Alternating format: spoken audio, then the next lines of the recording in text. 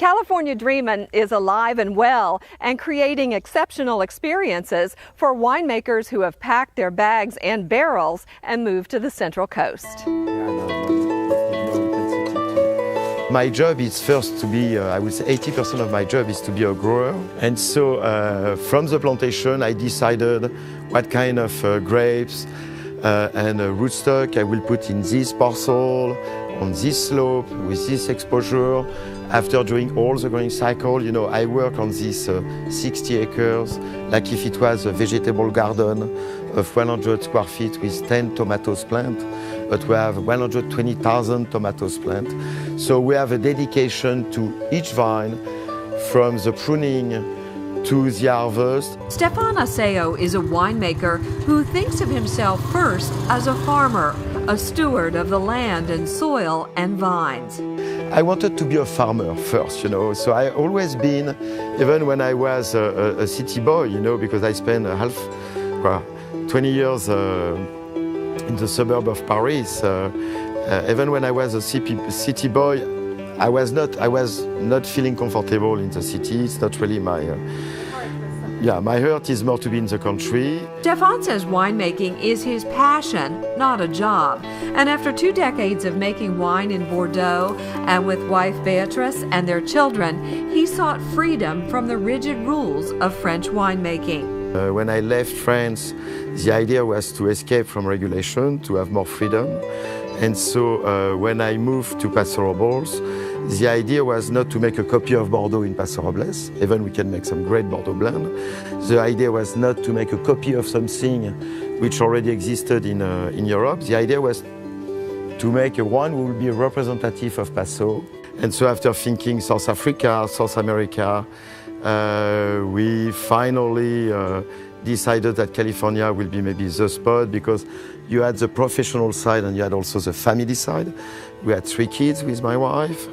And so after visiting Napa, Sonoma, Monterey, Santa Barbara, I fell in love to Paso, specifically about what became L'Aventure. And if my memory is good, I think we visited maybe in 2 days 50 spots in Paso. That was 11 years ago, when Paso was not on the map like it is today.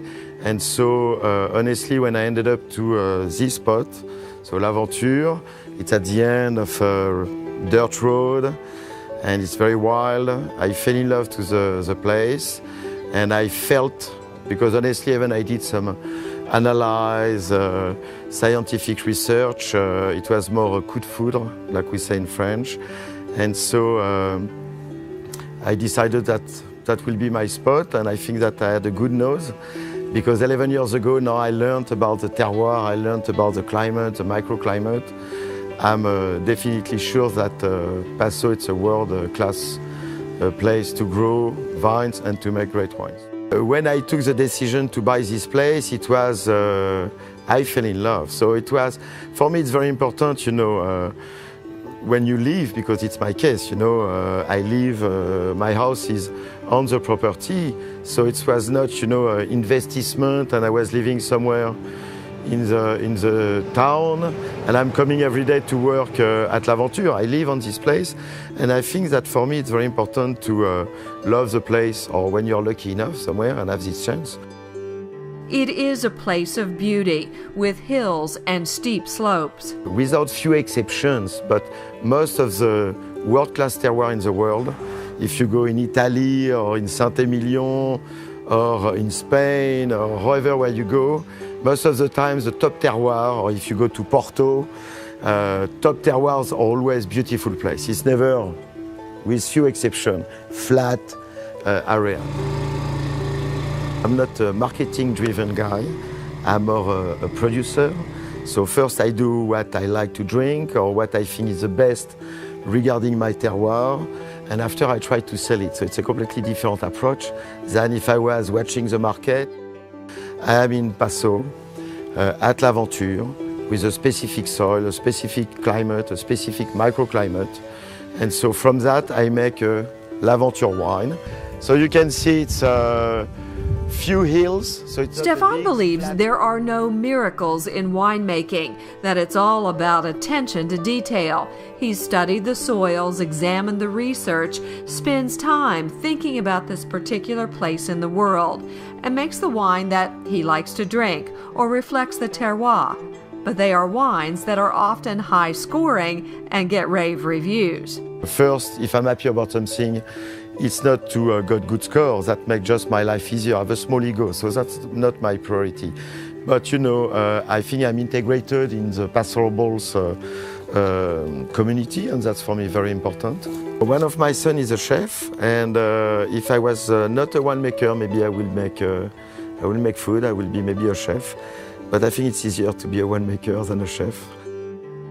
I love all my babies, you know, but if I have to pick one of my wine, I will pick the L'Aventure Estate Cuvée because it's the most representative of what I tried to explain before, meaning that it's not a copy of Bordeaux, it's not a copy of Rhône, it's a Passau blend, and it's my interpretation of Passau. I like to live in the present, you know. I like to enjoy each day, and especially in California, you know, the weather, the life is so sweet and so easy that somewhere, and I have not, and maybe if I'm successful it's because I have not a huge ego. I don't want to become a big, rich producer, you know. I'm just doing the best I can, what I love to do, so that means grow vines and make wine. Vineyard look great this year. I'm excited about the harvest. I'm sure it should be a good vintage.